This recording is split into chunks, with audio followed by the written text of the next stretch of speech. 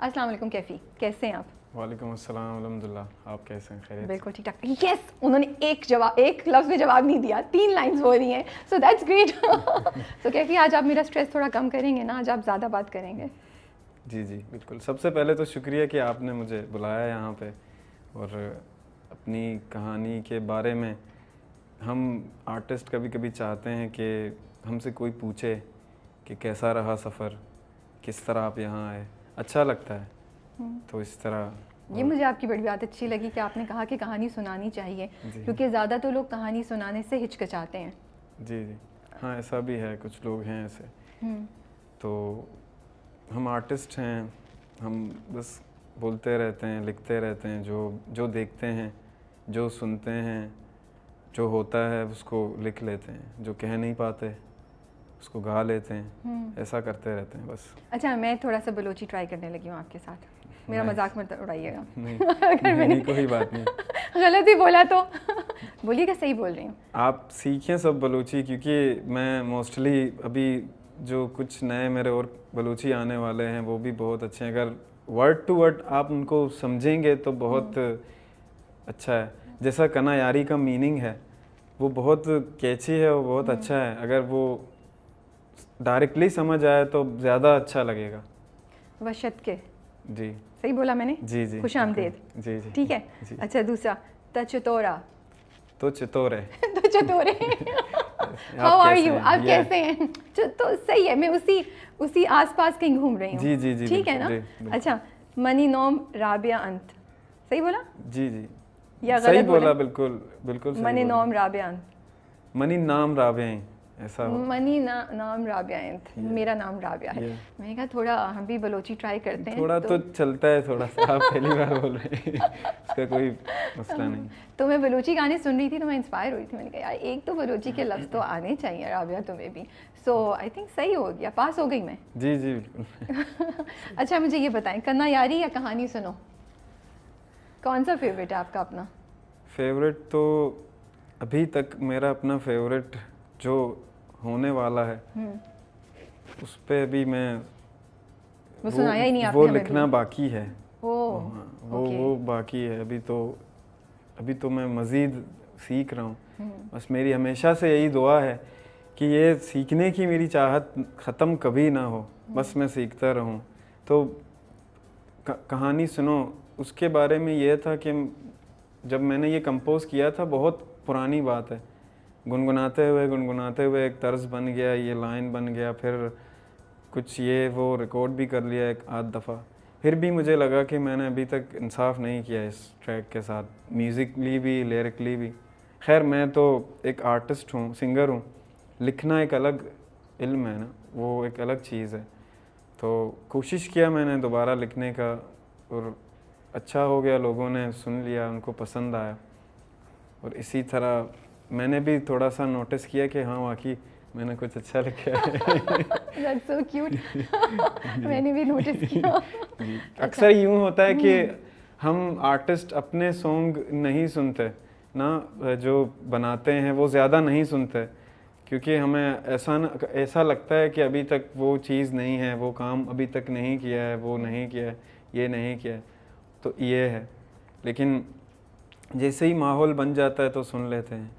और कना यारी भी इसी तरह, मेरा एक पुराना कंपोजिशन था, लेकिन उसको मैंने रिकॉर्ड नहीं किया था।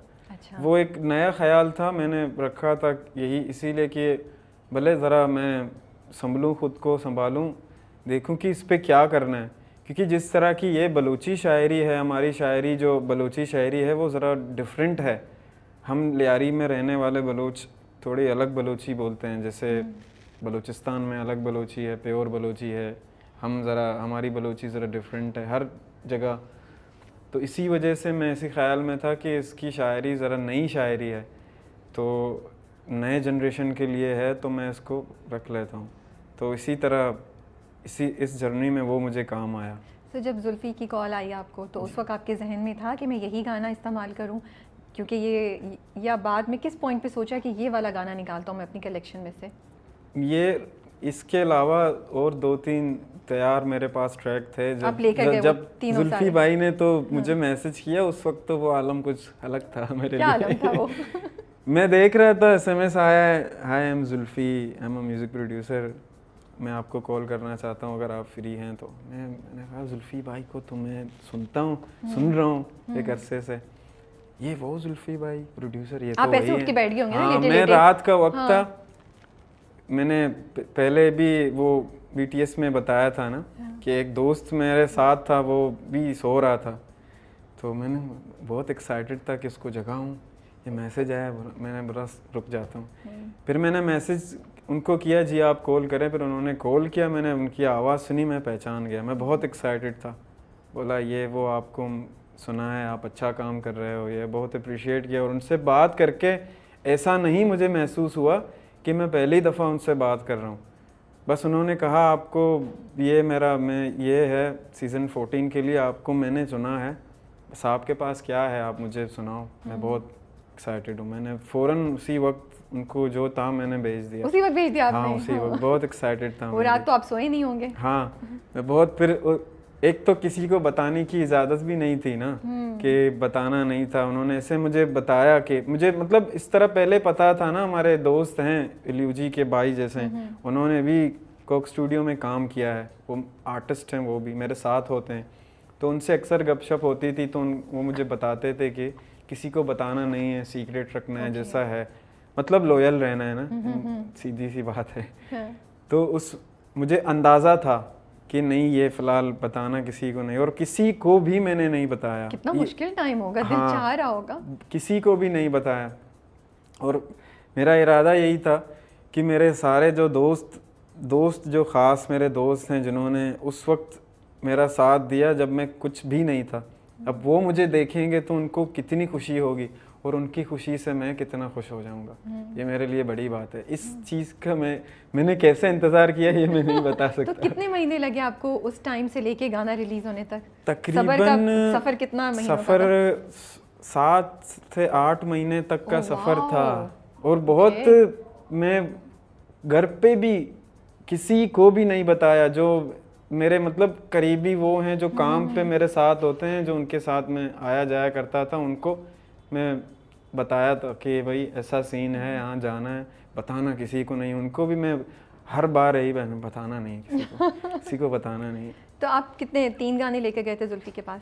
मैं उनको 3-4 गाने मैंने उनको सेंड किए थे कि ये ट्रैक हैं, ये हैं, ऐसा है।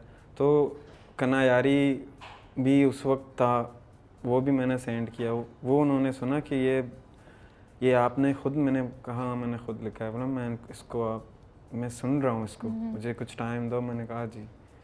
तो इसी तरह उनको ये पसंद आया बहुत, कहा कि आपने लिखा है। मैंने कहा आधा तो मैंने लिखा है, तो बाकी अगर आप इसको सिलेक्ट करते हैं तो मैं पूरा लिख लूँगा। और आपसे, और सबसे अच्छी बात ये थी उनके साथ काम करने में, उन्होंने ये कहा नहीं कि ये मत करो, वो मत करो, ऐसा नहीं लिखो, वैसा नहीं लिखो, ये जिस तरह आप लिख रहे हो वैसा लिखो।